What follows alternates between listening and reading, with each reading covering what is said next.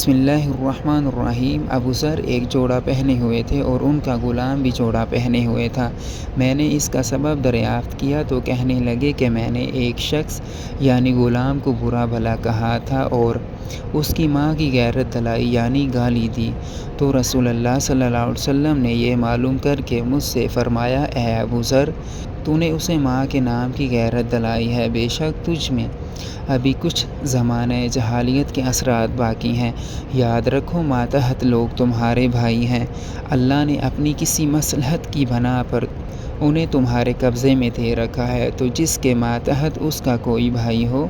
تو اس کو بھی وہی کھلاؤ جو آپ کھاتا ہے، اور وہی کپڑا اسے پہناؤ جو آپ پہنتا ہے، اور ان کو اتنے کام کی تکلیف نہ دو کہ ان کے لیے مشکل ہو جائے، اور اگر کوئی سخت کام ڈالو تو تم خود بھی ان کی مدد کرو۔ صحیح بخاری حدیث نمبر 31۔